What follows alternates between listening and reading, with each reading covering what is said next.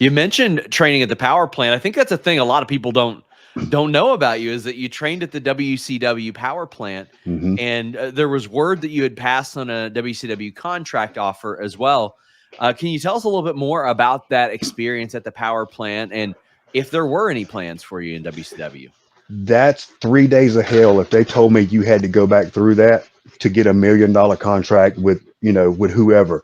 I'd say, no thanks. I'll just go stick and work at McDonald's. I would not go through that 3 days of hell. As much as I respect Sergeant Buddy Lee Parker and the respect I have for Pez Watley, I couldn't do that. That 3 days was the toughest thing I've ever been through.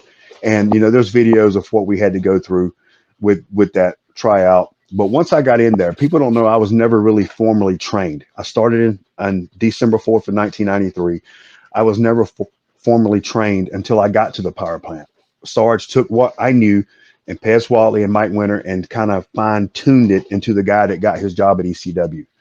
The whole thing with me, quote unquote, getting the contract, that was just something that Joey Styles and Paul came up with. Okay.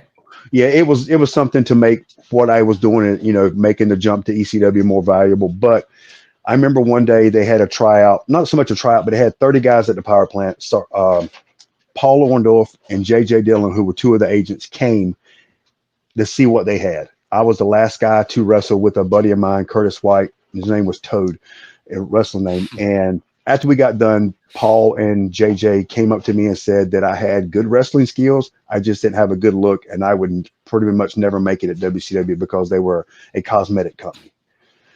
So, I tried so hard to be such a good wrestler, and I didn't have the look back then. It just pretty much broke my heart. I was 27 years old at the time, broke my heart that my dreams were going to be shattered. And then I got the trial at ECW, got my job there, and I remember Dreamer telling me one day that he wanted my first pay-per-view match. He wanted me to go out there and steal the show and stick it up the ass of those people at WCW for not offering me a job there.